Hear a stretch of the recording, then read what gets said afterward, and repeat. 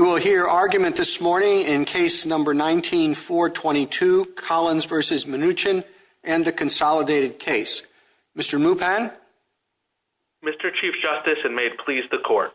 In the Third Amendment, FHFA, acting as conservator of Fannie and Freddie, renegotiated the enterprise's financial obligations to Treasury. By replacing the enterprise's multi-billion-dollar dividend and fee obligations with a variable dividend tied to their net worth, the conservator eliminated any risk that a cycle could continue where the enterprise's obligations to Treasury would themselves cause draws from Treasury's capital commitment.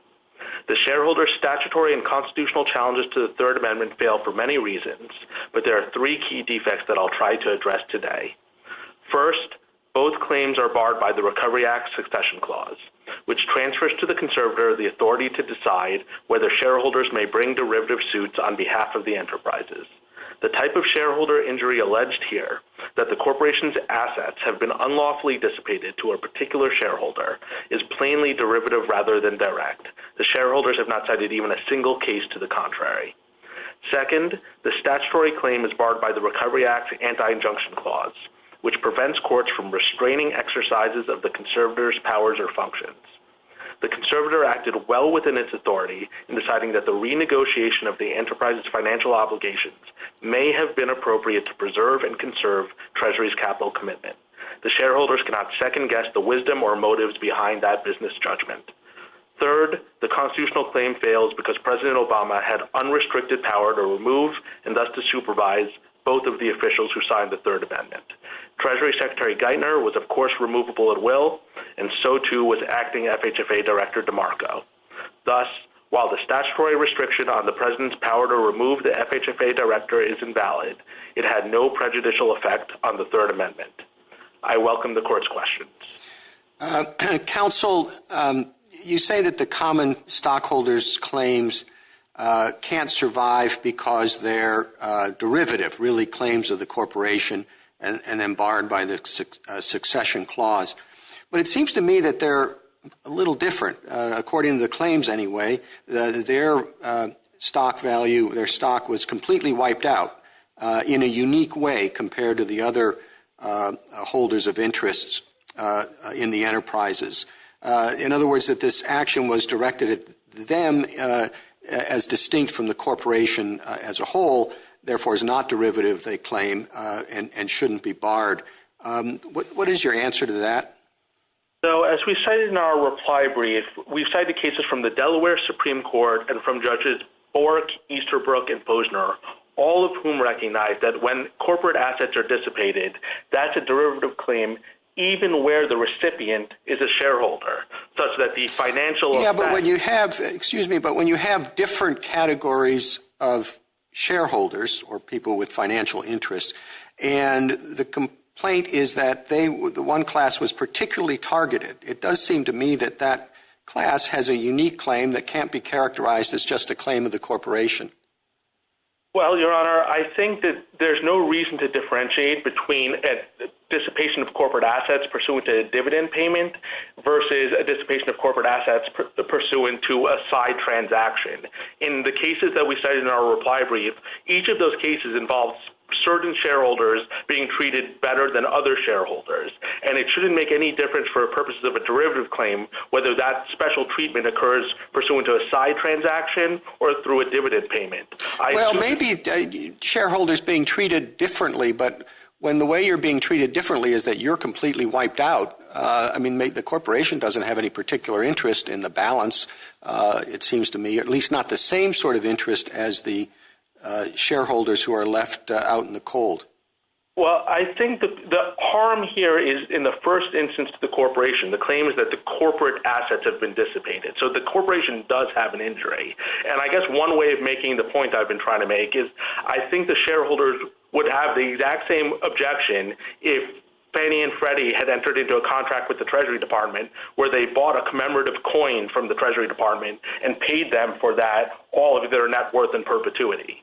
That would be exactly like the claims that we cited in our reply brief where you had a side transaction to one shareholder to the disadvantage of all the other shareholders. And that's there's just no difference for purposes of a derivative claim whether the harm to the certain shareholders comes because of a side transaction or pursuant to an amendment to the dividend obligations. Thank you, counsel. Justice Thomas?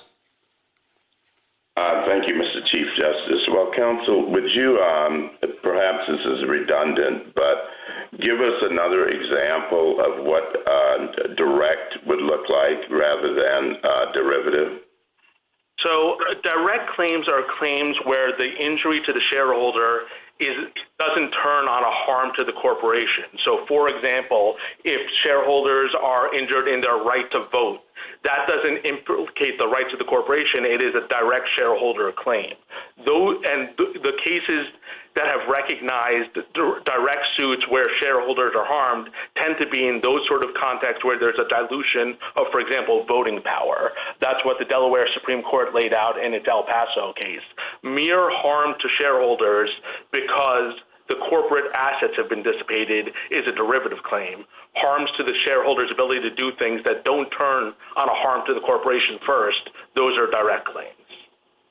Well, what if you had, and I know this agreement doesn't say this directly, but an agreement that simply transferred directly all dividends from existing shareholders, say, to Treasury, that it explicitly said that? Would that be, I think it's rather odd that the shareholders' dividends can be jeopardized or depleted, and that's not a direct claim, but the right to vote on corporate matters is a direct claim. So what if it was more explicit? What would you say to that?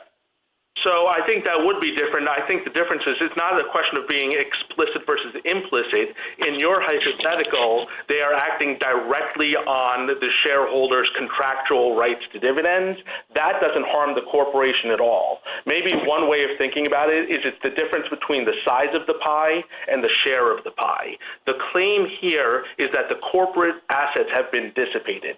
That is a question about the size of the pie, and that is a harm to the corporation. In your hypothetical, what has been changed is the share of the pie. There's been a direct action on the shareholders' rights to dividends that's been transferred to another shareholder. But importantly, that's not what's going on here. It might be the effect.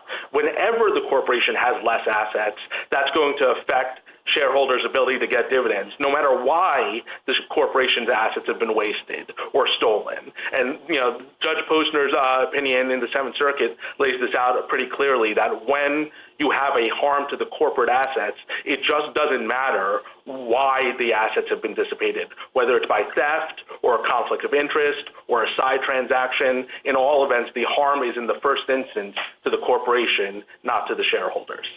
Thank you. Justice Breyer? Thank you. I think in reading this, you could, with trying to simplify as much as possible, view the shareholders' claim as saying, we bought into this corporation. It was supposed to be private, as well as having a public side, and then the government nationalized it. That's what they did. If you look at their giving the net worth to Treasury, it's nationalizing the company. Now, whatever conservators do and receivers do, they don't nationalize companies. And when they nationalized this company, naturally, they paid us nothing, and our shares became worthless. And so what do you say? Well, Your Honor, what the Third Amendment did is it renegotiated the enterprise's financial obligations. The enterprises were saddled with No, I know that. But what I wonder is, is it fair to characterize it not with this more legal language, but just saying, look, they nationalized it. They gave the company away to the Treasury. Who do you think the Treasury is? It's the government of the United States. Right. And what we'll want to really look into this, and you'll discover they didn't get enough money for it. They did it at too cheap a price. They did it, and they paid us nothing. All right. But can I view this as nationalization? No, Your Honor, because what the agreement does is it replaces a $20 billion a year dividend. So the enterprise is already owed to the federal government $20 billion a year. Yeah. What the conservator did was say, rather than having that goes to the reasonableness of the agreement. They say, okay, let's have a trial on that. They think it's a very reasonable thing to do. We don't. And the point is the anti-injunction clause doesn't expose the conservator's business judgment to reasonableness review. The question is whether they've exceeded their powers. But they say nationalization is not the kind of thing conservators and receivers do. And therefore, you can examine it. And when you examine it, you will see how unreasonable it is. Your Honor, what the enterprises did was they renegotiated financial obligations. That is what they did. Whatever label the plaintiffs want to put on it. No, that was my fault. What the actual power that was exercised here was a renegotiation of financial obligations. That is what conservators do day in and day out. Now, the terms of this renegotiation are fairly unique, but that's because the enterprises were in a fairly unique condition. Most companies don't owe $20 billion a year to the federal government. And so when they switched that, and they switched it to ensure that there was no risk to the $250 billion of capital that Treasury had committed to these enterprises, that is the nature of the agreement here. It is an unusual agreement, but it is still, at the end of the day, it is a renegotiation of financial obligations. That is a heartland exercise of conservatorship power. And if the anti-injunction clause means anything, it means that you don't second guess whether they could have done it a different way, whether it was a bad deal, whether they did it for bad motives. At the end of the day, what they did is they renegotiated financial obligations. Justice Alito?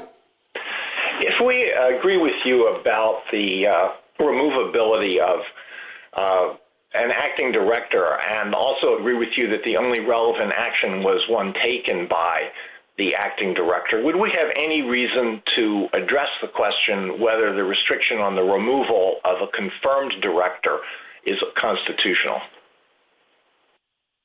Well, yes, Your Honor. The Court of Appeals, in addition to declining to set aside the Third Amendment, did issue a declaratory judgment that prospectively the FHFA removal restriction should be set aside. Petitioners here did file a cert petition where that is the first question presented. We think the court should confirm that that was a correct holding, that that removal restriction is invalid and shouldn't be applied prospectively. But we do think that it is no basis to set aside the Third Amendment, both because the acting director is in fact removable in will. Well, perhaps if it's legally irrelevant, it could be vacated on that basis without reaching the merits of the question. But let me ask you this. What is your response to the argument on the other side that confirmed directors took actions pursuant to the amendment, and therefore we have to consider the status of confirmed directors? Your Honor, I don't think they've actually ever challenged any action enforcing the Third Amendment by confirmed directors, and I don't know what those actions would be since it's ministerial. The Third Amendment requires the dividends, and most maybe the only thing I can even think they might be talking about, though I'd be curious what they have to say, is whether to pay the dividends under the Third Amendment in cash or instead in kind through the liquidation preference. That wouldn't do them any good either way, so I'd be surprised if that's what they're challenging. But other than that, I don't know what it would be that they'd be referring to. If we were to reach the issue of the removability of a confirmed director, and if we were to agree with you on that question, what basis do you have for distinguishing between the relief that you think is appropriate in this case and the relief that was provided in cases like Bowsher, Seal of Law, and Appointments Clause cases where an Appointments Clause violation was found? So I think the most significant difference is the fact that in this case, the Treasury Secretary was a party to the action that's being challenged. Their constitutional claim is a claim that the agency action was unconstitutionally insulated from presidential supervision. And unlike in all of the cases you just mentioned, here one of the parties to the contract is the Treasury Secretary, who of course is removable at will by the president and is the president's right-hand man. So no one can say that the president didn't have sufficient control over this agreement. And that's why it if the APA's prejudicial error rule means anything, it means you can't set aside a multi-billion-dollar agreement on the theory that the president didn't have enough control over it when the president's Treasury Secretary signed it. Justice Sotomayor? I just want to make sure that I get the gist of your argument, and I think I have it right. I know you and the shareholders disagree on whether this deal had a reasonable cause. But let's posit a deal that didn't. For no rational reason, the FHFA sold all of Fannie and Freddie's assets in exchange for $1 to itself. It did exactly what Justice Breyer said. It nationalized things. It nationalized the company. Your position is that there is no court review of a decision by the FHH as conservator that could give shareholders the right to challenge their action. So we think, in a hypothetical like that, we think you could, we don't think the anti-injunction clause would bar a claim that actions were taken that have no objective, rational justification of being taken to preserve and conserve assets. We do think that even that claim would be barred by the succession clause because it would still be a derivative suit. But if the court disagreed with us about the succession clause, we aren't arguing that the anti-injunction clause means that there's no review of anything the conservator does. We are just saying that when the conservator takes actions that may be appropriate and necessary to preserve and conserve assets, there's no second guessing the business judgment. And I think that's an important point here. All right, counsel, let me just stop you there. If the company is still in existence but owned by the FHA, there is no claim. My colleagues have posited something close to this. But it is the shareholders who have been kicked out for no business reason. I don't see how that's a derivative suit that the succession clause would bar. It's because the shareholders' harm is derivative of the harm to the corporation. All they have lost... No, the corporation's not losing its profits. The corporation's actually may be gaining money by not paying out dividends to the shareholders, but it's the shareholders and not the company that's being deprived of a profit. Well, I don't think that's right, Your Honor. Their claim is that Fannie and FHFA acted improperly in giving away the assets of the corporation. All right, counsel, I just want to get in one last question. Your argument is that the FHA is unconstitutionally structured, given this court's decision in Sheila Law. I see vast differences between the FHFA and the CFPB. The FFA's most notable power, and the reason we are here today, is that they can put certain government-affiliated companies under conservatorship. Conservatorships are never thought of, in my experience, as an executive power. It's historically been an adjunct to the judicial power.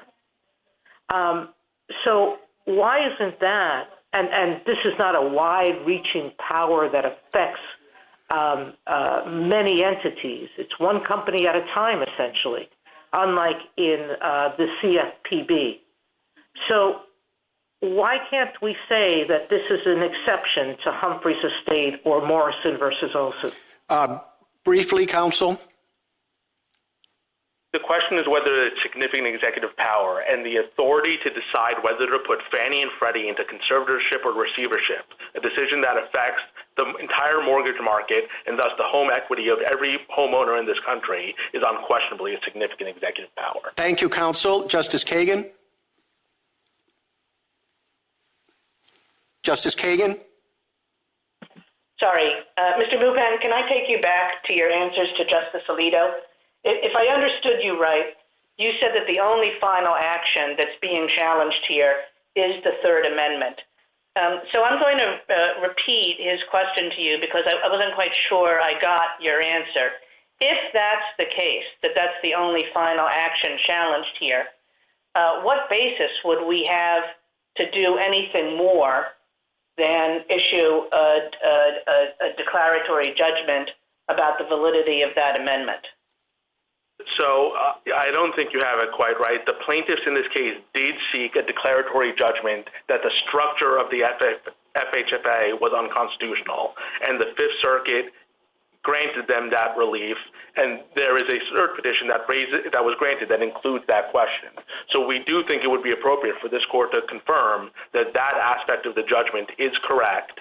Well, I know that they asked for it, but usually if you bring an APA challenge, you have to point to a final agency action that you think is wrong in some sense. And here the Third Amendment was done by the acting director. If you're right about that, it doesn't raise the removal issues.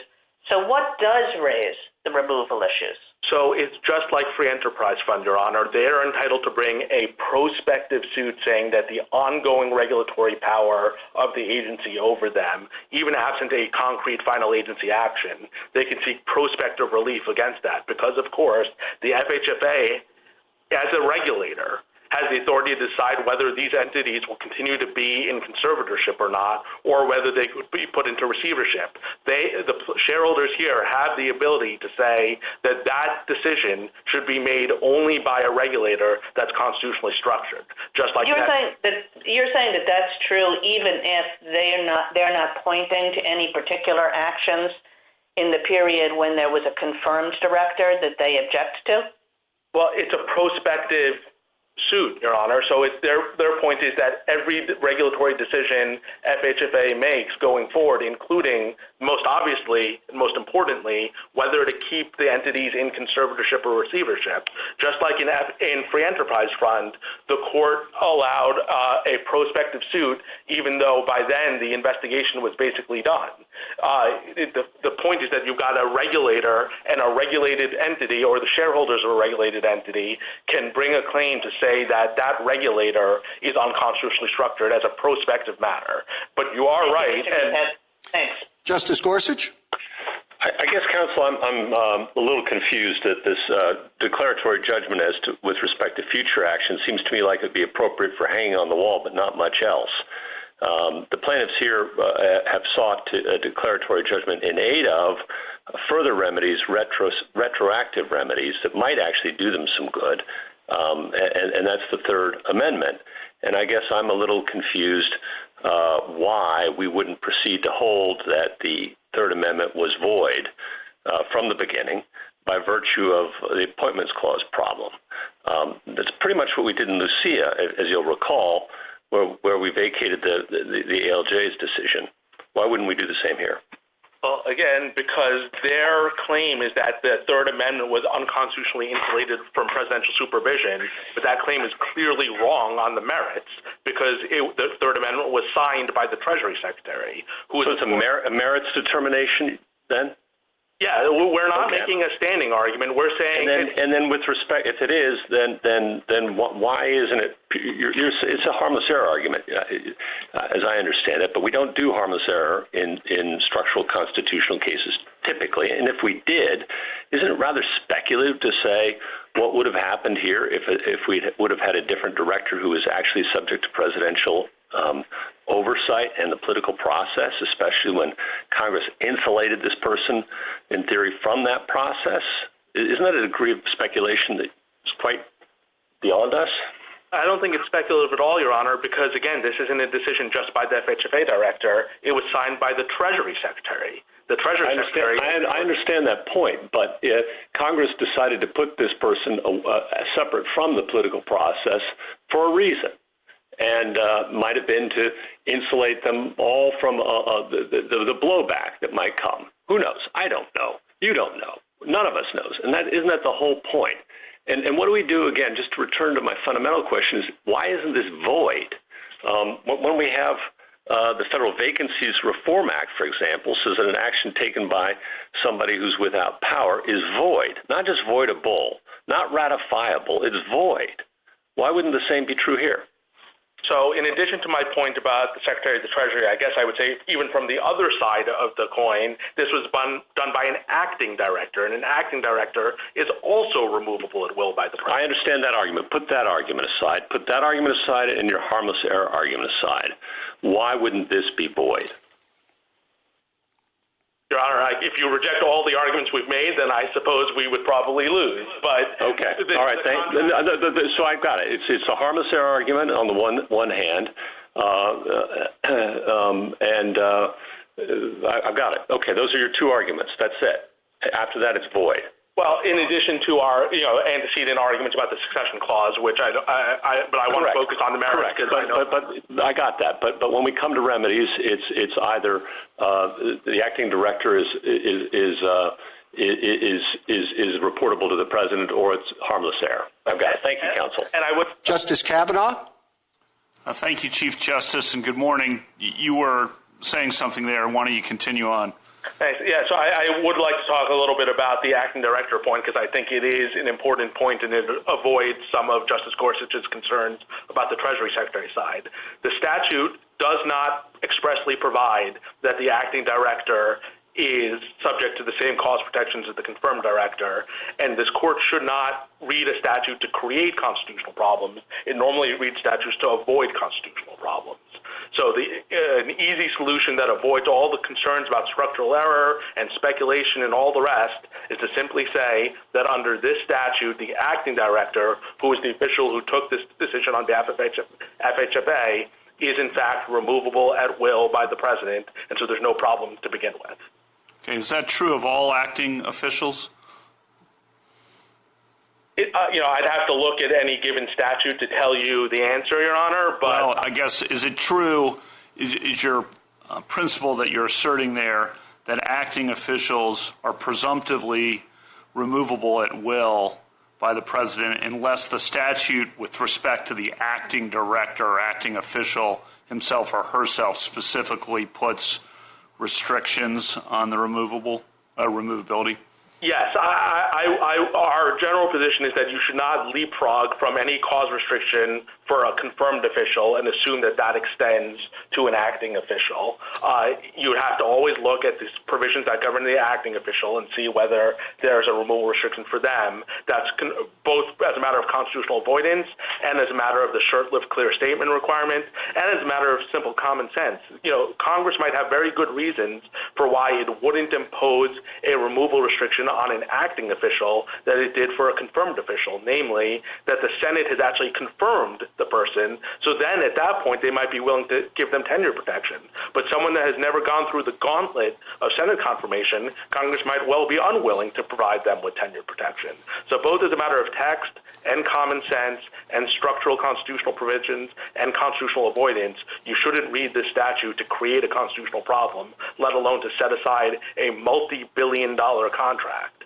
Well, those are good points. I guess the one point that's in tension with that is that Congress also designated it an independent agency, and if the official, even though acting, running it is removable at will, the agency is no longer independent.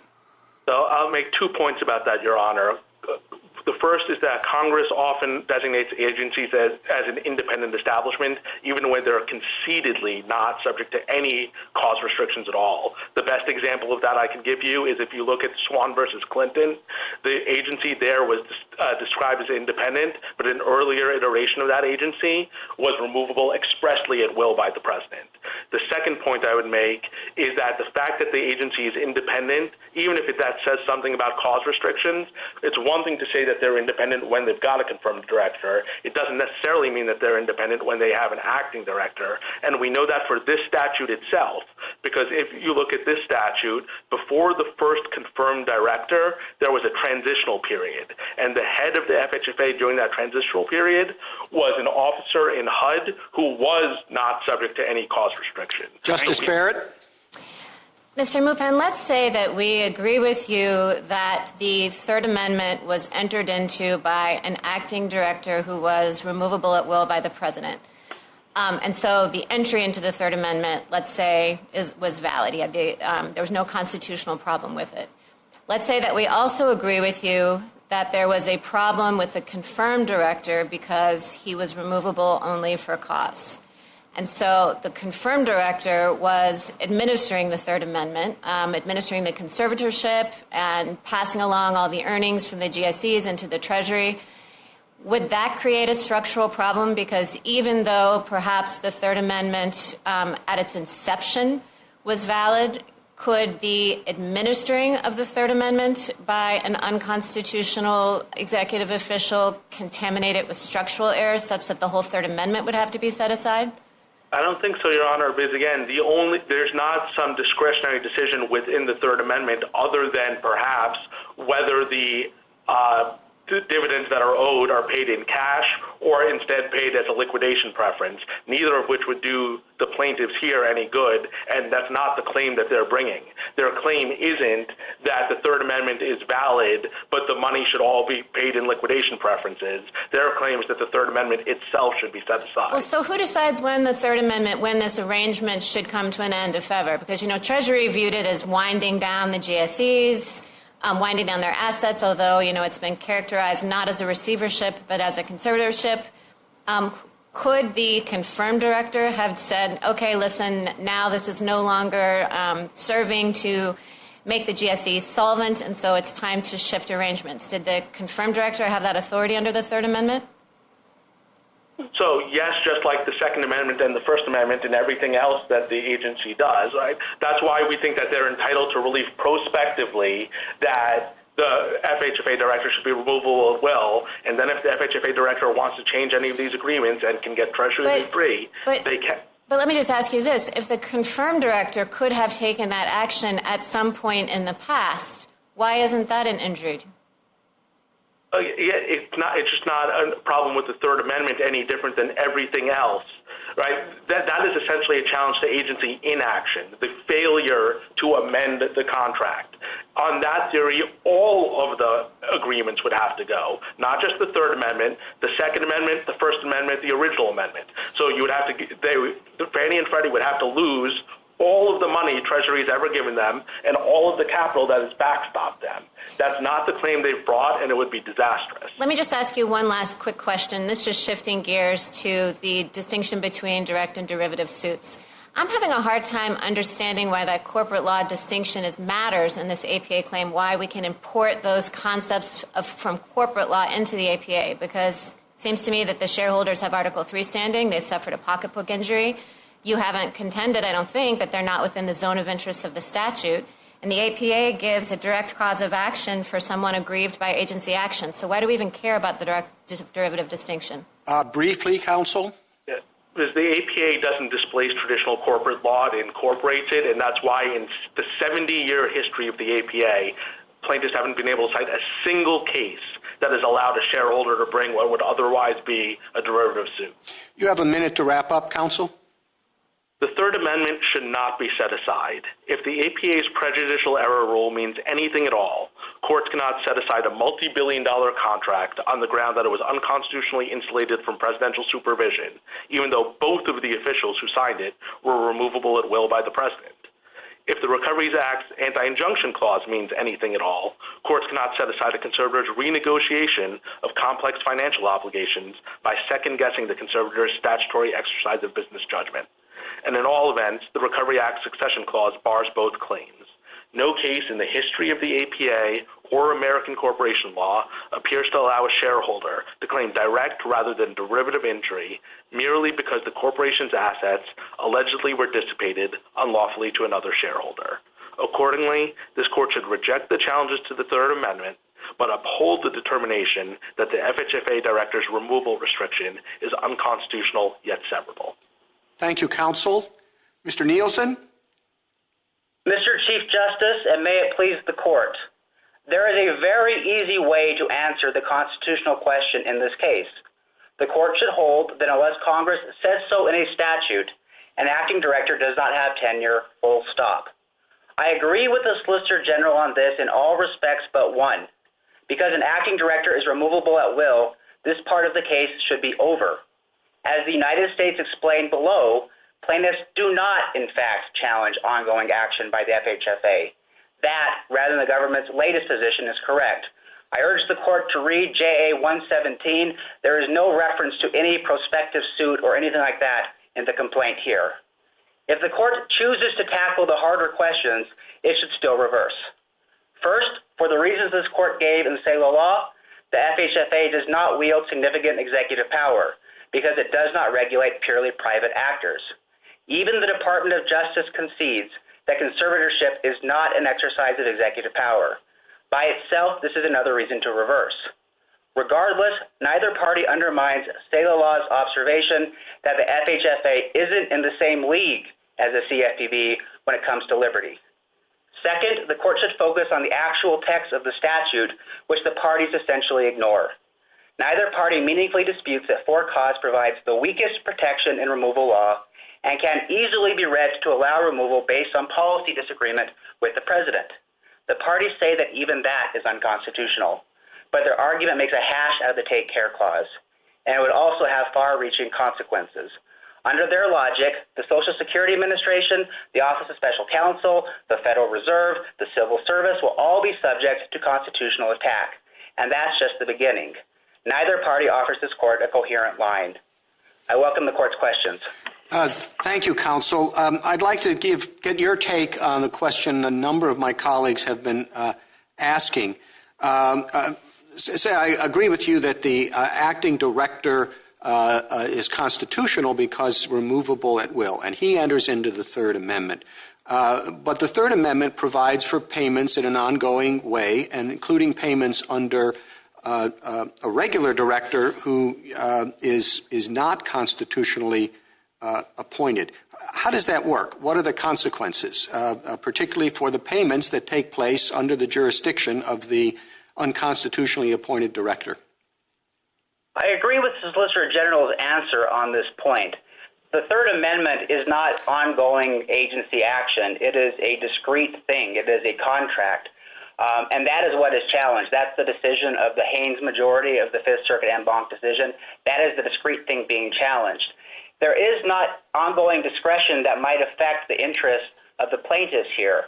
It's a contract, and that contract is what governs. Well, there were contracts before the Third Amendment, too, and they were significantly altered. But I guess my question is, what if the complaining stockholders here sent a letter to the director, the confirmed one, and said, we want you to get out of this agreement because it's unfair to us.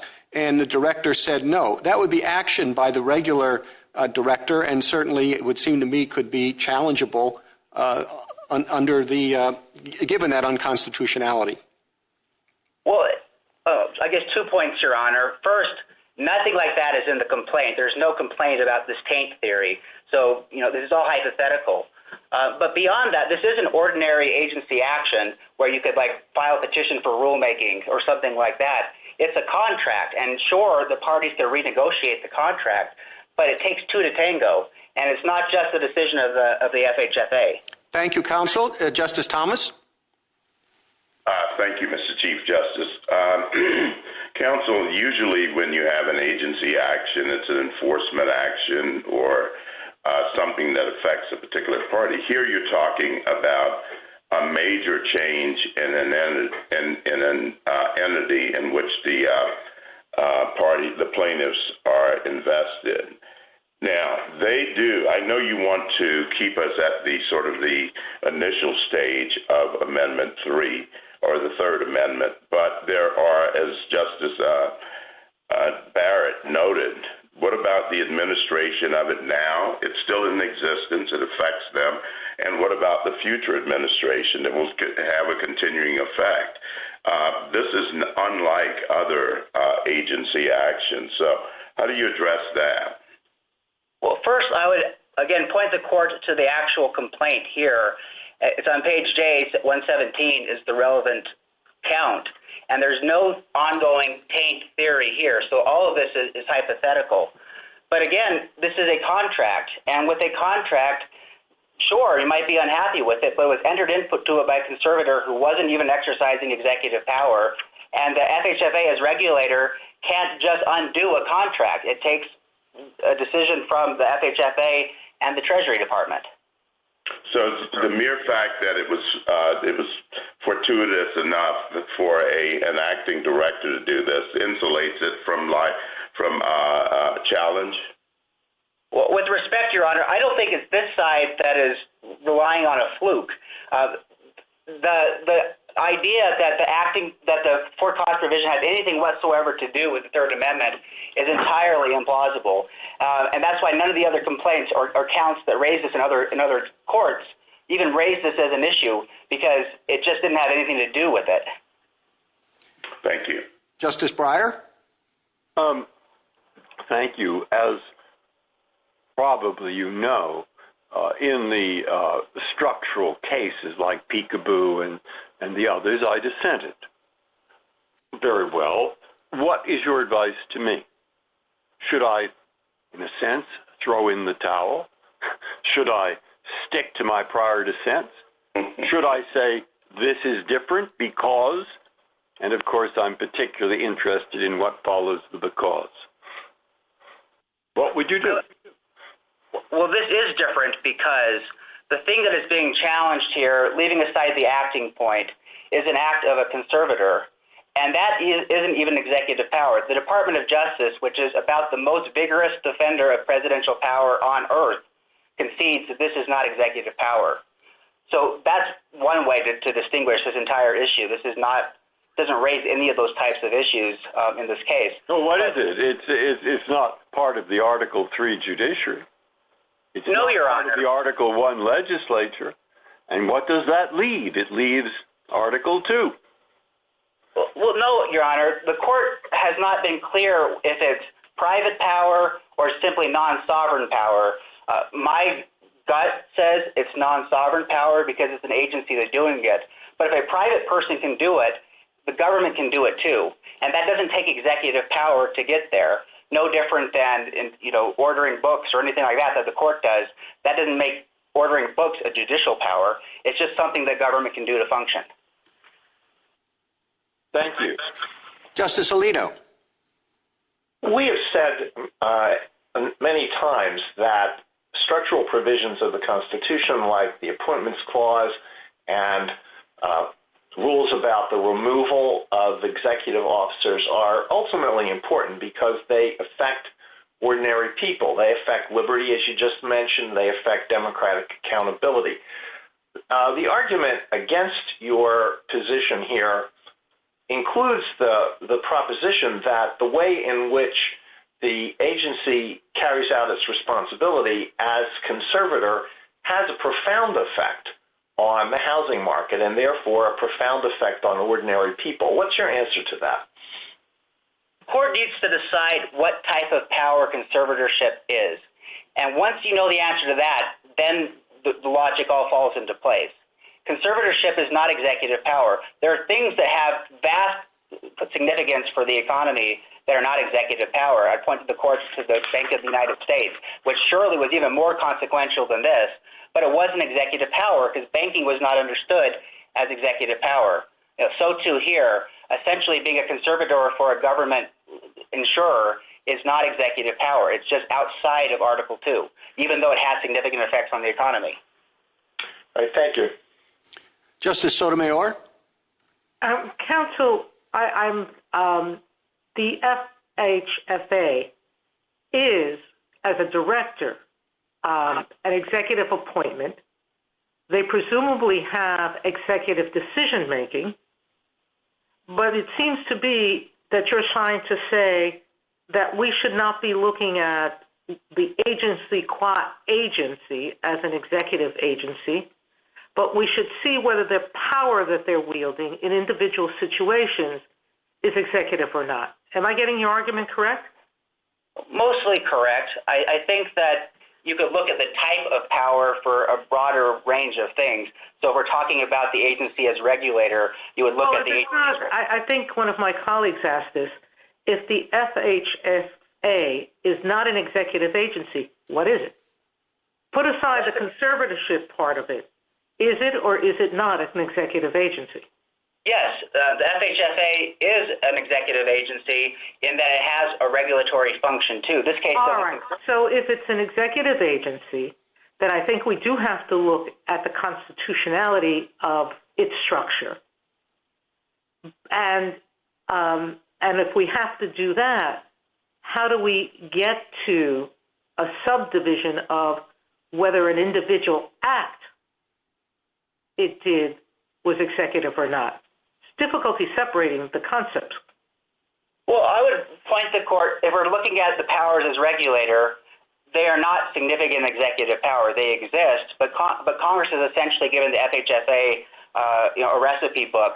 This is what you're supposed to do. It's almost binary, and that easily allows for cause to control the exercise of this power because it doesn't have the sort of discretion that the CFPB did. That's actually the point I was raising with the government earlier, but I still see that as a different argument. So if the shareholders have argued that the directors for cause removal is a structural error, that has to do with Justice Alito's question and Justice Gorsuch's earlier questioning of the government. If they're correct, do we have discretion against enjoining the Third Act? How do we get from a structural error to a harmless error? What do we consider to do that? In which situations are we permitted to do that? Well, it certainly would be the case when you're talking about conservatorship. I know that isn't exactly the question, but here if we're talking about a discrete act, which is the thing that they have challenged, and that act did not require any executive power whatsoever, it's hard for me to see how you even get into the question of, is it harmless error? There was no constitutional violation at the threshold. Thank you, counsel. Justice Kagan? Mr. Nielsen, you just said that the FHFA is not a very important agency, doesn't have very many powers. But I would think it has all the powers that both the majority and the dissent referred to in Seal of Law. I mean, there's not much that those two opinions agreed on, but this seems to be one of them. That, the FHFA makes rules, it conducts enforcement actions, it has subpoena power. Even the dissent, again, in Seal of Law says, I'm quoting here, the FHFA plays a crucial role in overseeing the mortgage market on which millions of Americans annually rely. So how can you say this? Again, my answer to this would be I understand all of that. I think you're always safe going with the majority, and the majority says that it's not a lot of power. But your point is well taken. I think the way that you reconcile the dissent and the majority is the dissent is saying, look how much effect it has in the real world. And the majority is saying, but look at how much power it actually exercises. The difference between this agency and the CFPB is the CFPB has vast discretion, whereas if you go through the statute here, it's true they can do certain things, but only in a very, very limited way. Congress has essentially said, here's the instruction manual, go forth and do it. And for something as reticulated as that, if the agency doesn't do it correctly, the president can say that's cause. That's the easiest type of cause there is. You're supposed to have a report. I don't have a report. You're out the door. But wait. You're suggesting that there's a difference between just saying for cause and saying inefficiency, neglect, or malfeasance. But where do we get that? I mean, once again, the majority said we don't want to really parse the language that way, and the dissent just assumed that these were essentially coterminous restrictions. Well, the easiest way to look at this is if these are companion agencies and Congress uses one language in Dodd-Frank and the other language in the Recovery Act, we ordinarily assume they mean different things.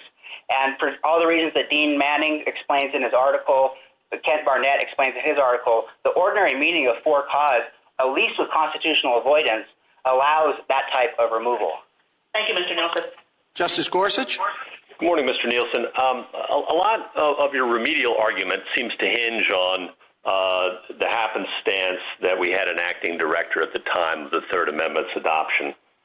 I'd like to highlight two potential difficulties with that and ask for your thoughts. The first is the assumption that the acting director is answerable to the president while the director is not. Under the statutes creating this outfit, the director appoints deputy directors, the director, not the president. It appears that those deputy directors would be insulated from the president, therefore. And when the director steps aside, he names the acting director, or rather, he gives a pool of 3 of his deputies, and the president chooses which of those 3. But the director appointed all 3 of them. So I'm not sure in what sense or where we get the inference or how we generate from some penumbra emanating somewhere that the president has the removal power over this acting director. That's one. And 2 is, let's botcha that. Let's assume that's the case. So what? The plaintiffs here challenged actions during this whole period, including after a period in which the acting director disappeared, and we now have a director. You say, well, that doesn't matter because the amendment is a thing that was adopted by the acting director. But the plaintiffs are challenging the director's actions as void because he is unanswerable to the president.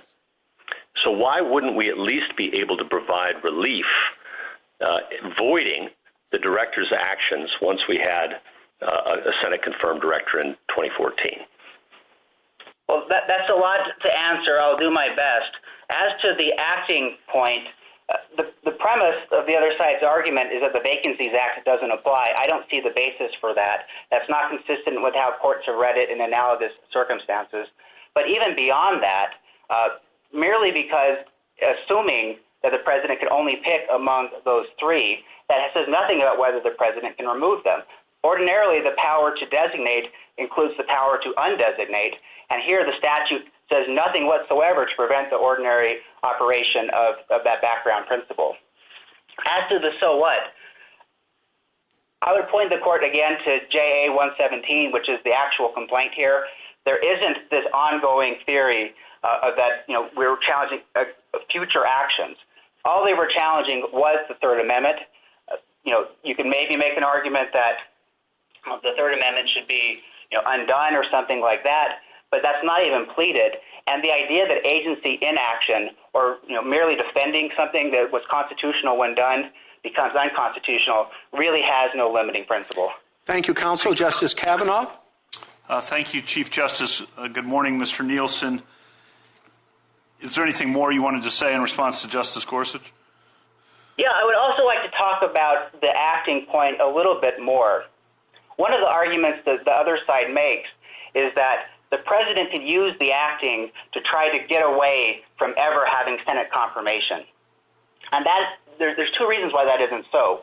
One is Congress has many tools to try to stop presidential shenanigans like that.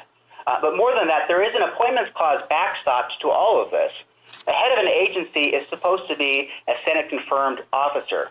You can have temporary non-Senate confirmed officers heading an agency, but the appointments clause is a firm backstop against that kind of chicanery that the plaintiffs posit. In your opening, you mentioned a slippery slope argument that if this agency structure was unconstitutional, then so too would be the Social Security Administration, the Office of Special Counsel, which are also headed by single directors, and I think the Solicitor General agrees on that. But then you went on to name multi-member agencies in the federal and civil service. And my understanding of the principle that would be applicable here would be that single director independent agencies are not historically rooted, as the court said in Seal of Law, and that's all we would be saying and applying here. So in my brief, I make the point, what do you do with the chair of the Federal Reserve, which is separately nominated, separately confirmed, and has his or her own statutory duties? That's not controlled by a multi-member entity. He or she has her own duties under law. I have a theory for why that isn't unconstitutional. I don't think that power is significant. I also don't think you should start inferring removal protections. But under their theory, why would that be constitutional? How could that be constitutional?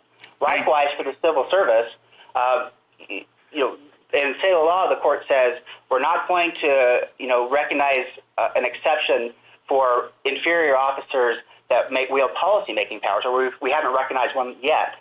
Well, if that's the case, all a plaintiff has to do is throw on, as a last count to a complaint, a challenge to somebody who's a member of the civil service who may have been involved and say that person really is an inferior officer, and the whole thing comes crashing down. Thank you, counsel. Justice Barrett? So, Mr. Nielsen, I would have come away from Saylor Law thinking that there were two exceptions to this rule, Humphrey's executor and Morrison versus Olson. But it seems to me, and this goes back to some of the questions that Justices Sotomayor and Kagan were pressing you on, it seems to me that you're kind of arguing for a third ground here, which is, well, then we take a look at what is the executive official really doing? Does this really seem like a lot of executive power, a little executive power, something that looks more like private power? It strikes me as a pretty hard test to administer. So could you say a little bit more about that? Sure. Significant, of course, is not my word. That's what the court used numerous times in Saylor Law itself. So I look to Saylor Law to understand what the court means by significant. And I think Saylor Law makes plain that significant captures the liberty and accountability concerns that require plenary control. The court focused on two things, whether private citizens are being regulated and whether there is substantial policy discretion. Here, no one's talked about the point that the court said in Saylor Law that the FHFA does not regulate purely private actors. We're not talking about the same sort of coercive power of the state that the CFPB wields. Likewise, Congress has tightly reticulated what this agency can do. It's like an instruction manual. And with a for-cause removal protection, it makes the president easily can control this thing so it doesn't slip its leash or the buck doesn't stop with the president. The president has ample ability to control this type of agency. Thank you, Mr. Nielsen. A minute to wrap up, Mr. Nielsen. Thank you, Your Honor. I would like to return to the point that Justice Kavanaugh made about, the parade of horribles, or where does this end? The court is going to have to answer some very hard questions, including what is the constitutional basis for any of this? Is it the vesting clause? Well, if so, why doesn't the logic of that end all the way with the civil service? Is it the take care clause? If so, how could a provision that allows for removal for insubordination prevent the president from faithfully executing the law? Likewise, just how relaxed is standing in these cases? And more than that, how far is the court really willing to go without clear constitutional text to guide it? These are all hard questions that have significance far beyond this appeal. Thankfully, however, the court doesn't need to answer any of them because an acting director doesn't have tenure to begin with. Thank you. Thank you, counsel. Mr. Thompson? Mr. Chief Justice, and may it please the court, the net worth sweep leaves Fannie and Freddie with no reasonable prospect of becoming adequately capitalized. And so long as it remains in place, the company's best case scenario is to operate with so little capital that under Section 4617A3, FHFA could place them into receivership at any time. FHFA abandoned its conservatorship mission when it imposed the net worth sweep, and the claim that only FHFA may sue FHFA for nationalizing Fannie and Freddie is contrary to this court's decision in American Power, decades of precedent on the lenient zone of interest test, and the strong presumption favoring judicial review of agency action. Congress enacted the APA to make judicial review widely available to anyone who is aggrieved within the meaning of a relevant statute, and shareholders are aggrieved by the net worth sweep. But even under ordinary principles of state corporation law, our claims may proceed because they are direct. There are two distinct injuries caused by the net worth sweep. One suffered by the companies, which cannot rebuild capital and return to a sound condition, and another suffered by private shareholders who were removed from the company's capital structures. To see this, consider a hypothetical Third Amendment that required the companies to pay their net worth to plaintiffs rather than Treasury. That action would have injured the companies no less than the real Third Amendment, but it would not have visited an injury on plaintiffs. The net worth sweep needlessly dissipated the assets of the companies FHFA is charged with rehabilitating, and FHFA's sweeping claims to unlimited standardless discretion powerfully illustrate the framers' wisdom in refusing to vest executive authority in an unaccountable fourth branch of government. I welcome the court's questions. Thank you, counsel. Your claim, which you describe as the nationalization of the enterprises, is basically that the common shareholders or your clients were left out in the cold and their holdings rendered worthless. But I checked this morning, and Fannie Mae was trading at $2.69 and Freddie Mac at $2.56, and your shares are not worthless. They're worth something, presumably largely based on judgments about what the future holds. So doesn't that render your sort of nationalization rhetoric just that, rhetoric?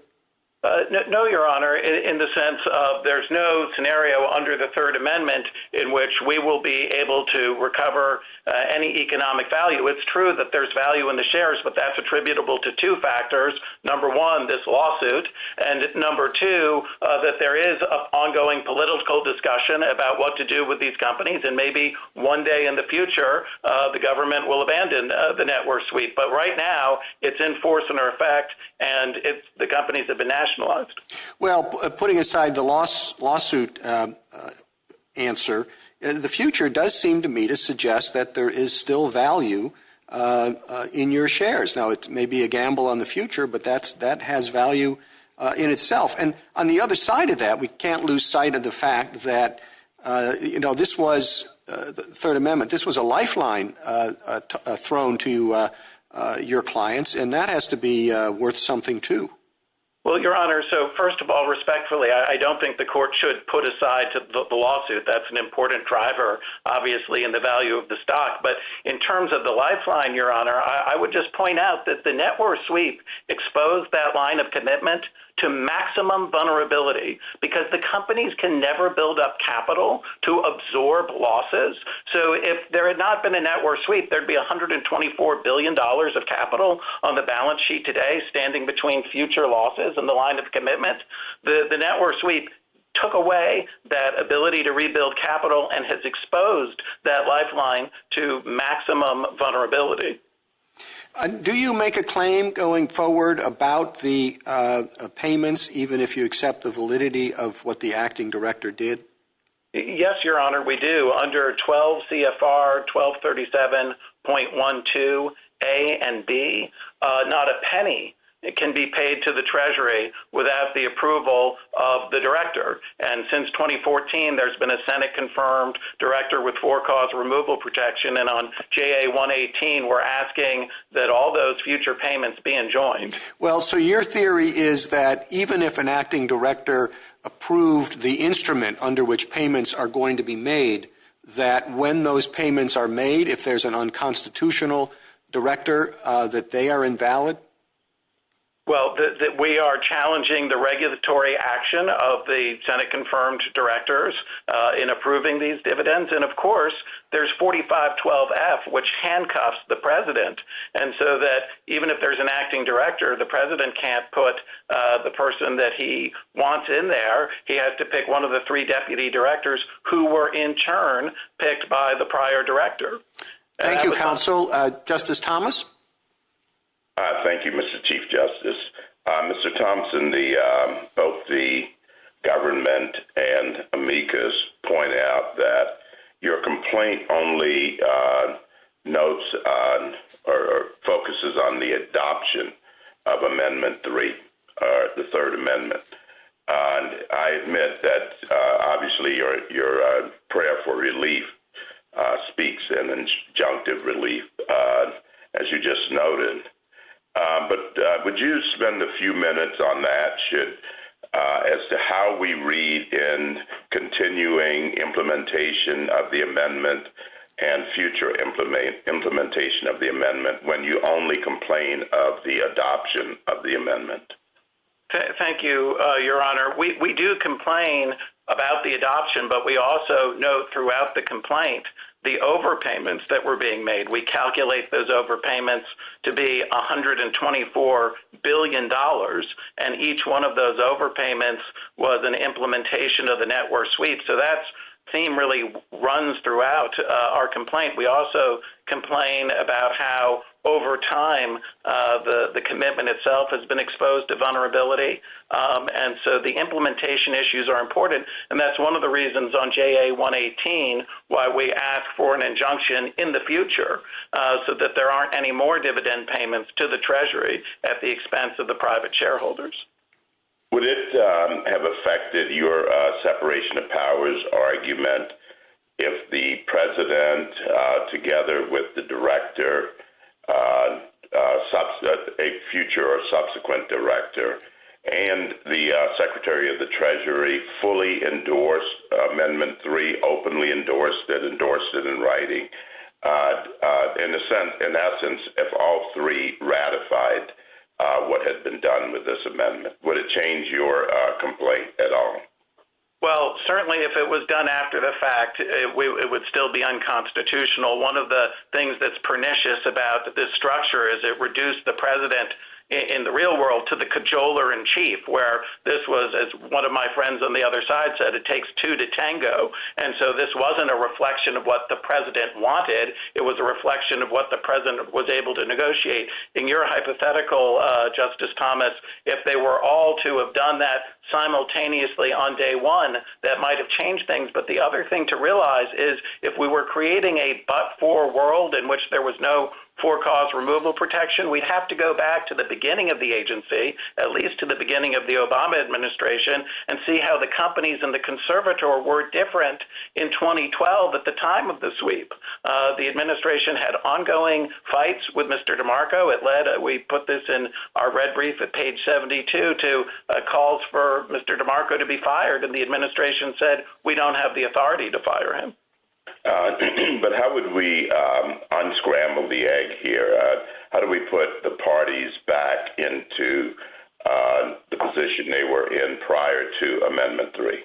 Thank you, Your Honor. Our preferred remedy that we articulated to the Fifth Circuit Court of Appeals en banc is that the overpayments measured against the $18.9 billion of dividends that were being paid, that anything above that be treated as a pay down of principal on the government's liquidation preference. And if you do the math, the government's been paid back in toto plus 10% interest, and there's $29.5 billion left over. The Fifth Circuit Court of Appeals asked the parties to address three questions. They gave the government 100 pages between FHFA and Treasury to address it. As it said, quote, in practical terms, what would setting aside the net worth sweep entail, and how would it affect other functions of the FHFA?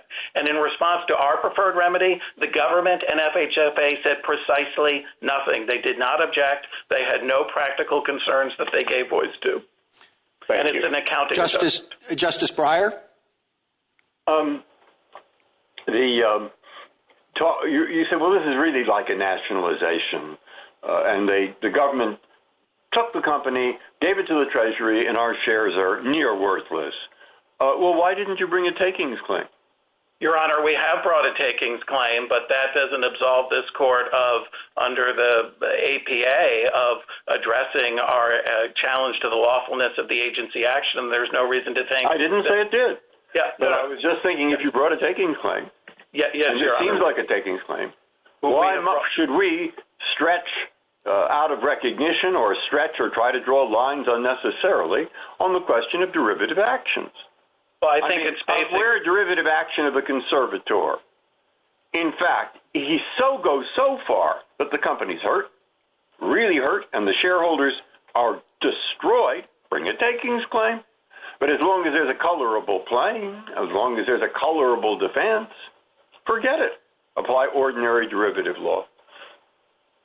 Well, Your Honor, 2 points. Number one, principles of constitutional avoidance would counsel in favor of not reading that Congress as having authorized nationalization. There's no reason to think Congress would have wanted to stick the taxpayers with a big tab for a takings verdict in the Court of Federal Claims. But also, if the court were to apply traditional measures of derivative direct, we say we win. We would point to the Allegheny case. I see that, but you have a rather special company, which your shareholders bought into with knowledge, and that is a company that has a public as well as more of a public aspect than ordinary.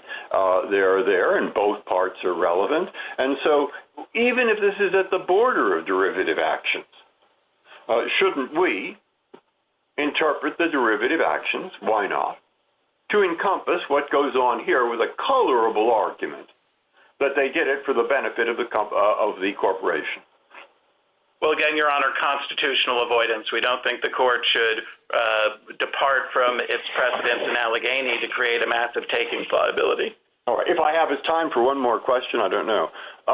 On your APA claim, my cousin Joe, whom I love dearly, I give to him a piece of land, and I assign to him, though I can retain ownership, I assign to him all rights to bring any lawsuit, defend lawsuits. I have no rights left in respect to that land. I gave them all to Joe. And if Bill comes along and cuts the tree illegally, it's Joe who can sue, not me, right? And as long as that's so, why is the APA any different? Suppose it's the Forest Service that does something to that land. I assigned all my rights to Joe. Joe can bring an APA claim, but I gave mine away. Right? Well, Your Honor, and if that's right, how's this any different? Well, because, Your Honor, here it would be Joe suing Joe because they would have to sue themselves, and it's a succession clause, not a termination clause. Congress knew how to terminate claims. They did so in 4617 B2K where they terminated the claims in receivership, and they didn't do that here with the conservatorship. So we would I'm thinking of the anti-injunction clause, you see, or I'm thinking of both clauses. Look, Joe can't sue because I assigned to Joe. I mean, I can't sue because I gave all those rights to Joe. Now, is the APA any different if that's Joe's claim? It is different, Your Honor. If we look at the language of this statute, it doesn't say just all rights go. It says all with respect to the regulated entity and its assets, and that's been understood not to include direct claims, only the derivative claims, and not the derivative claims that would be terminated.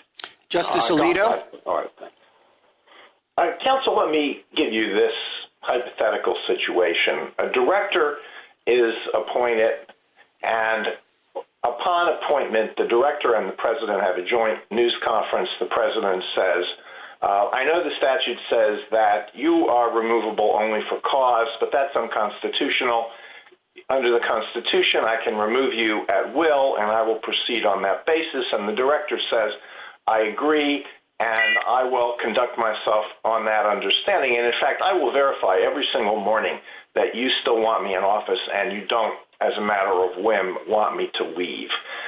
Would it follow that everything done thereafter by the director is void ab initio? Well, Your Honor, I think that would obviously mitigate the concerns over the president being the cajoler in chief and not having sufficient control over the agency. There'd still be a residual concern that, well, the director might change his mind and then he's got this legal protection. And so there still might be some issues about accountability and liberty, but it certainly would be a much less problematic situation than what we have here.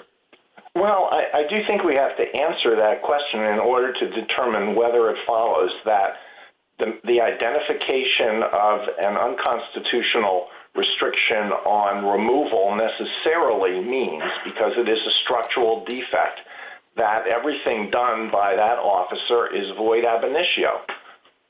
Well, Your Honor, we do think that this qualifies under Weaver for being a structural error for two reasons. Number one, there are interests beyond the outcome that is produced. There's the interest in accountability.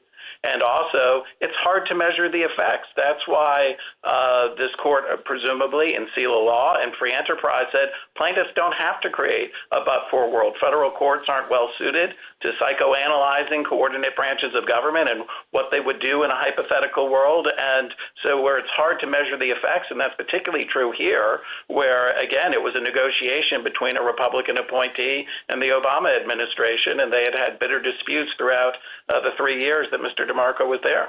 Well, it is hard to measure the effects, but sometimes we have to do things that are hard. Suppose we were to agree with Mr. Nielsen that this can't be distinguished from the head of the Social Security Administration, or suppose we were to overrule Humphrey's executor, as some members of the court have suggested. Do you think it would follow that everything ever done by a Social Security administrator or everything ever done by the FCC or one of the other multi-member commissions was void ab initio, they would all be wiped off the books? Your Honor, as I understand it, in free enterprise, the court left open the question of if it's a lower-level employee who made the determination at the Social Security Administration, whether that would have to be voided. But certainly, yes, our position is everything done by the principal officers of those agencies would be void. Of course, there'd be the statute of limitations in Article 3 that would limit what would have to be thrown out. And, of course, in Noel Canning, this court invalidated 20 months of the NLRB's activities. Or do you think that if a provision of a massive statute is held to be unconstitutional, a person who is not in any way affected by that provision is entitled to relief? Well, if they've suffered Article 3 injury at the hands of that person, and it's a separation of powers case, I do think it should be void, given the broad prophylactic protections that separation of powers protect. Thank you. Justice Sotomayor? I want to follow up a little bit on Justice Alito's questions. It does seem counterintuitive, perhaps illogical, to say that assuming you're right that the FHFA director must be removable at will, why you should get anything more than a declaratory judgment to that effect. First, the argument is that this decision was entered into by two entities under the complete control of the president. There is no dispute that the Treasury treasurer is removable at will. So we know what the president would have wanted because he had an agency he fully and unequivocally controlled entering this agreement. And then secondly, we have an acting director, which almost logically means that he could be removable entering it. Second, no president has ever tried to remove the director, acting or otherwise. So given those circumstances, I am not sure how this agreement or even how the at-will termination affected you. Well, Your Honor... why you're entitled to an unwinding of an agreement that was entered into, assuming we rule against you, that had a valid or a reasonable business reason for being entered into. Your Honor, respectfully, we don't know what the president wanted. We know the president was willing to sign this deal. Otherwise, the Secretary of Treasury wouldn't have signed it. But as my friends on the other side said, it took two to tango. This was a negotiation, and it was a negotiation with a Republican appointee with whom relationships had gotten so bad that on our red brief at page 72, we point out there was open calls for him to be fired, and the administration said he's an acting director and we can't fire him. And presumably that's because of 4511A that says it shall be an independent agency of the federal government. And under this interpretation that the acting director can be fired, it would toggle back from being a radically independent agency to a radically dependent agency. My friend on the other side points to the Swan case, but that was the NCUA, and there were 3 board members, and the fact that one of them became dependent didn't transform the agency radically. Here, when you have a single director and you say that the acting director can be fired at will, then you just radically transform the nature of it. In addition, even if I'm wrong about that, under 4512F, the president's hands are handcuffed in terms of whom he can designate, and we do challenge the actions of the regulator. So for all those reasons, we're entitled to relief. Certainly, backward-looking relief was given in the Bowsher case as well. You argue that the APA eliminates any need to look into whether a shareholder's injury is derivative of an injury suffered by the corporation. Do I take it that you're taking the position that anyone holding a single share in a company can challenge any agency action or rulemaking that affects the company's stock price? Your Honor, that would seem to me as a sea change in how administrative law challenges are litigated. Your Honor, this was a concern that the American Power dissent articulated, and 75 years later it hasn't come to fruition. And I think because of cases like Air Courier, there you have the Postal Service with a monopoly on international air routes. The employees came forward when that monopoly was lost and said, that's going to hurt us economically. And the court said, these employees aren't within the zone of interest. But HERA is different because it's highly protective of shareholders' rights. We see that in the rehabilitative mission of the conservator. We see that in receivership, where there's a priority scheme as to how the money can be distributed. And we see that in the preserve and conserve mandate. And we see that in 4617B11E, which requires the conservator to maximize the net present value of asset sales. That protects shareholders more than anyone because they're at the bottom of the waterfall. Justice Kagan? Getting proceeds. Mr. Thompson, let's go back to Justice Alito's question about the Social Security Administration. And I'll put some scary-sounding numbers on this. The SSA has been led by a single commissioner since 1994, and ever since then, it's rendered 650,000 decisions every year. So that's about 17 million decisions. Now, you told Justice Alito, well, maybe there's some exception for lower-level employees. I'm not sure that AOJs would qualify as that. And even if they do, let's assume, which I think is probably true, that all of those decisions are rendered pursuant to guidance and rules that the SSA commissioner has enforced. So are we really going to void all of those decisions? Well, Your Honor, a few points. Number one, there's the statute of limitations and the Article 3 limitations. There's also the fact that the SSAA is different than the FHFA. We don't think it makes a constitutional difference, but it has much more limited jurisdiction. It's not running multi-trillion-dollar companies. And so to the extent the court wants to try to preserve the Social Security Administration, it could potentially try to do that. We don't think it should. We agree with the Solicitor General that it's unconstitutional, and that, yes, its actions within the statute of limitations should be void if done by principal officers. It's a little bit odd because, I mean, none of us really think that any of those decisions would be different if there were a different level of presidential supervision, do we? Well, Your Honor, I think that's right. That was Lucia. In fact, as I recall, it was precisely because there wasn't thought that there would be different, that a new ALJ was assigned on remand. No, I mean, I think Lucia is a different question. It's an appointments clause question. We can come back to that. But, I mean, are you really making a good faith argument that if there were at-will removal of the Social Security Administration, that these 17 million decisions would come out differently, or indeed that any of them would? Your Honor, I understand, and highly likely that they would not, but the same was true in Stern and Marshall.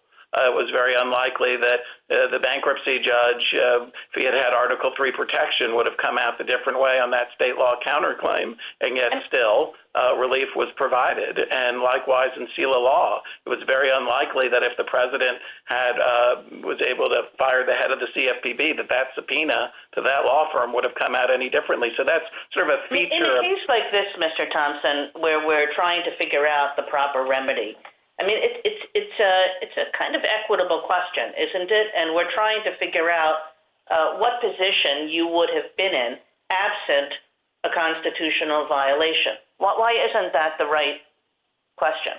Well, I think footnote 12 of Free Enterprise and SELA law just last term rejected that. They said plaintiffs don't have to try to recreate a but-for world. And here it shows why. We'd have to go back to 2009 and see what would have happened if Director Watt, for example, had been there throughout the entire time. And, would the president have preferred to keep the money at Fannie and Freddie and spend it on affordable housing rather than send it all to the Republican-controlled House of Representatives and the Treasury? So that's a difficult... Does that mean, Mr. Thompson, that we have to do a great deal more than invalidate the Third Amendment and everything that's followed from it?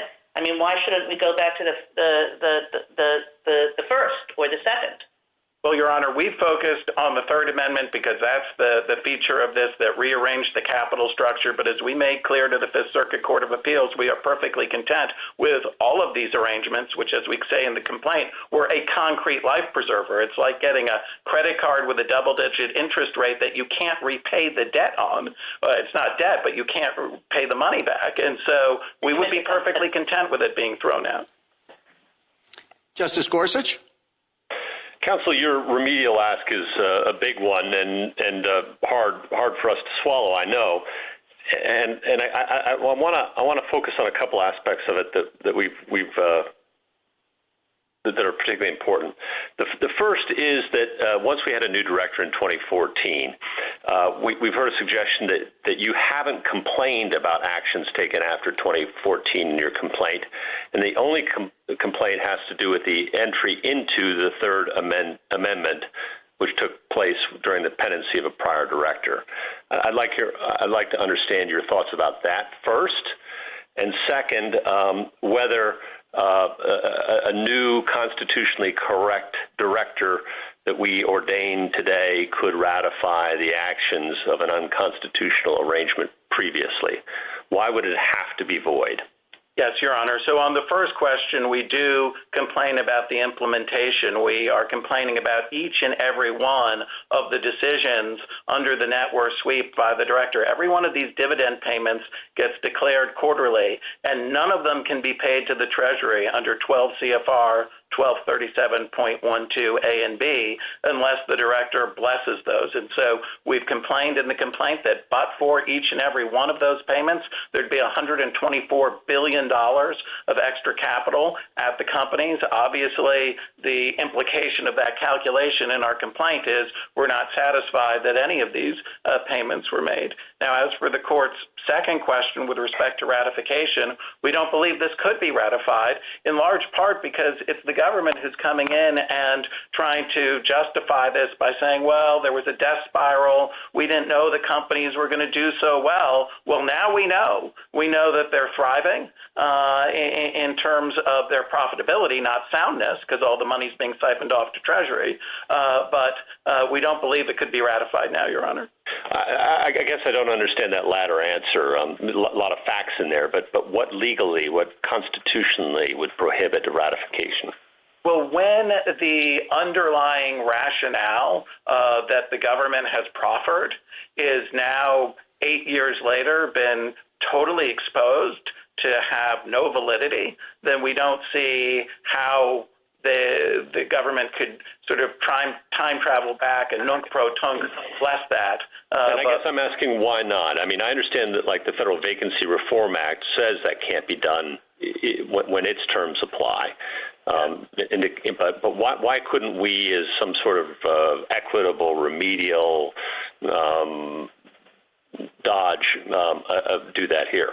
Well, I think the plain language of the APA, which says that the unlawful action shall be set aside, of course, with due account being taken for the rule of prejudicial error. But as we've talked about earlier today, this is structural error, not harmless error. No, that really wasn't my question. Okay, I'm sorry. Fine. If you have any further thoughts about why it couldn't be ratified, I welcome them. But let me just pose you one last question, and that is the argument that, of course, the president could have fired the acting director because the Vacancy Act would normally apply, and that would permit him to do so. Well, at this point, the Vacancies Act did not apply because it had been more than 210 days since the Senate had rejected the nominee that President Obama had sent up. And so the FVRA just had no application at the time of the net worth sweep. Any reason why just that we shouldn't, as a background principle, assume that the president could? One reason would be Wiener. Wiener said that you look at the nature of the function of the office that's vested in the officer, and I know some might think Wiener wasn't correctly decided as an original matter, but Congress is entitled to legislate against the backdrop of this court's precedents. And so the Wiener precedent said, here's how you can apply it. Look to the act, to the nature of the functions. It's identical, the powers of the acting director and the regulator director, and we've got the plain language of 4511A, which says it shall be. Yeah, thank you. Justice Kavanaugh? Thank you, and good morning, Mr. Thompson. Picking up on the first part of Justice Gorsuch's questions, the Solicitor General in the reply brief on the remedies question starts with Marbury and says, since Marbury, this court has continued to subject structural constitutional claims to the general law of remedies, and said courts may deny relief on such claims as a result of estoppel, de facto officer doctrine, ratification, failure to make a timely objection, or the grant of a stay. And then says that you've cited other cases where the court has vacated actions taken by unconstitutionally structured agencies, but the Solicitor General says those cases show only that vacator is permissible in an appropriate case, not that it is mandatory in every case, and that those principles I've just mentioned can apply. Your response to that? Well, number one, they haven't invoked, for example, the de facto officer doctrine. They haven't invoked that in this court, so they've waived that. The only thing your reaction to the general catalog of principles outlined by the Solicitor General. I don't believe that it applies in a case brought under the APA. Obviously, many of the older precedents before 1946 and even some after weren't under the APA. But when the APA says shall set aside with due account for the rule of prejudicial error, that sweeps aside these equitable doctrines and tells this court that it shall set aside. Okay. And then switching gears on some of the arguments made by the amicus, the forceful arguments made in distinguishing seal of law and other precedents. I want to get your reaction to a couple of those. The amicus points out that seal of law used the phrase significant executive power. Your response to that, was that a descriptive language, or is that a necessary condition before we can say that a for-cause removal restriction on an executive officer is unconstitutional? The amicus says the latter. Well, we certainly did not understand this court to be creating a sliding scale, which would require lower courts to go and try to figure out how much is a significant executive power versus not. So we did not understand it to be establishing a legally required standard. If it were, there's certainly significant executive authority being exercised. Sorry, can I stop you there? Another distinction that the amicus points out is that the for-cause language here is not the same. Right, that's true, but Wiener tells us what the term for-cause means, and it says rectitude, which is moral failing. So it's different, but in some ways it's even a higher standard than what was before the court in seal of law. Moral failing is a smaller subset than neglect and malfeasance. And then the amicus says on a different front that the implications for other agencies could be significant, and that the court could not limit its holding here to single director independent agencies and leave those for another day. Whether those follow or not would still be an open issue. What's your reaction to amicus's point that this would necessarily carry over into multi-member agencies, at least with chair designations and things like that? We disagree with that, Your Honor. We think we fall comfortably within the seal of law framework, and there would be no reason for the court to go back and redo that framework. So we disagree with it. Thank you. Justice Barrett? Mr. Thompson, I want to just make sure I understand the breadth of your argument for structural error. Let's assume that we think that the acting director was removable at will. There was no constitutional problem with the acting director. And let's further imagine that the acting director is the one who is in charge for, say, up until 6 months ago, up until last year. And then we had a confirmed director. Does that mean that everything that happened in the course of the Third Amendment is then void, as structurally invalid, because at some point a constitutionally invalid officer entered the scene? Well, Your Honor, if it was an acting director, and all of our arguments are rejected about 4512F as well, and so that the court concludes there was no structural problem whatsoever at the agency until just 6 months ago. Certainly we would complain about the last 6 months worth of payments, but it's been many years that there's been a Senate confirmed director. No, I understand that. I'm just trying to figure out how much participation by the unconstitutional officer matters. I mean, because here we didn't have constant 100% of the time of control by a confirmed director. But you're arguing, I mean, and I'm saying, let's assume that we think the acting director posed no problem.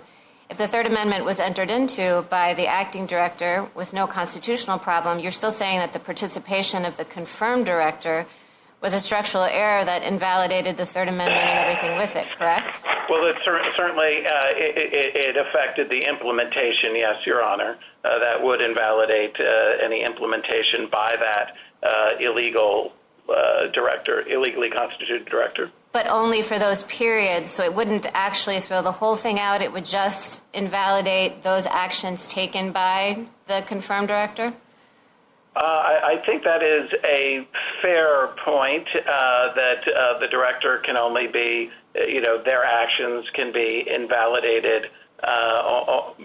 The director's actions that he took could be invalidated, but not his predecessor if what his predecessor had done was totally permissible. And so we would then have to parse through and figure out what was done by the constitutionally problematic officer and what was fine because it was done by the acting director? Well, if, and again, it's a big if the court concludes there's no problem with 4512F, then the court would want to look to see what did the director do, and that stretches back to 2014, these approvals. And let me I just want to be certain that I understand what you're asking for. Are you asking us, say, if we agreed with you on the whole thing, do you want an injunction ordering Treasury to pay back the billions of dollars? No, Your Honor. So this is very important. We're seeking two things.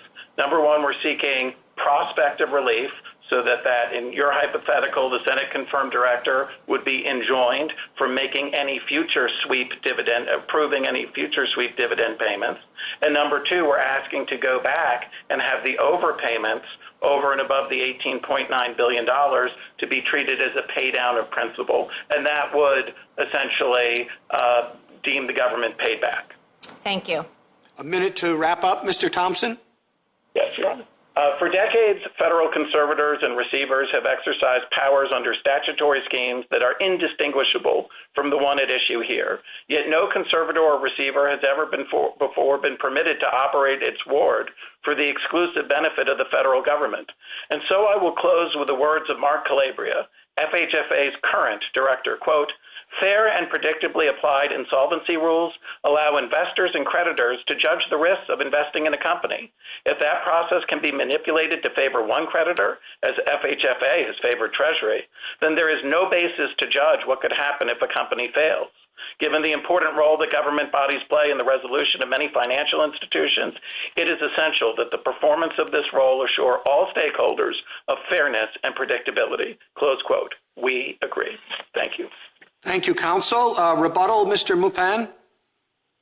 So my colleague hasn't shown any presidential insulation on either side of the Third Amendment. With respect to the acting director, he hasn't shown any reason why this court would construe the statute to create a constitutional problem rather than to avoid one. The only point he really made was to say that once the acting director was removed by the president at will, the president had limited options for who could replace him. That's not a problem about presidential removal. It's not the claim they made, and it's actually not even correct because the FVRA is available. On the other side of the transaction, it's undisputed and indisputable that the Treasury Secretary signed the agreement and, of course, is removable at will by the president.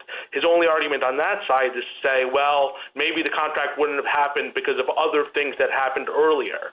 But that can't be right either, because on that theory, the agency could never act going forward. Think about, for example, the CFPB.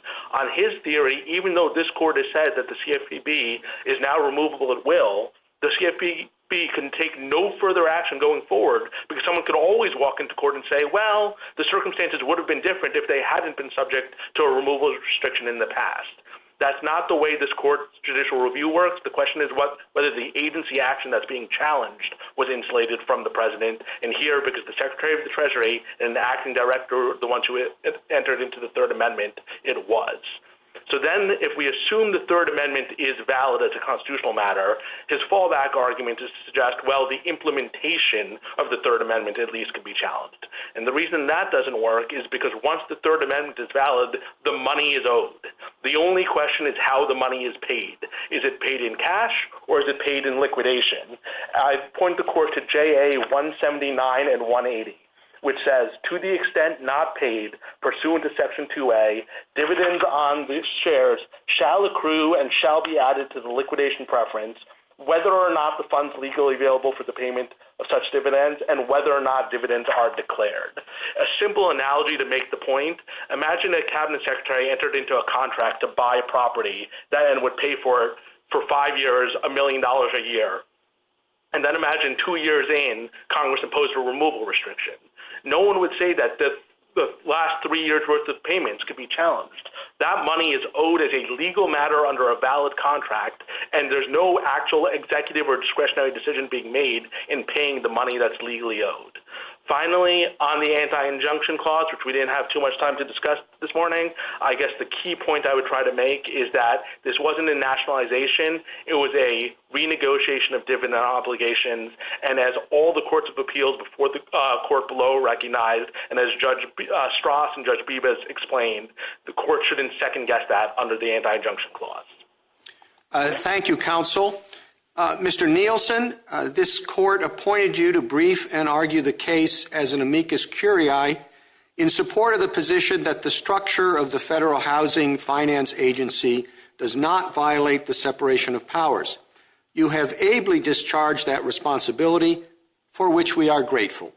The case is submitted.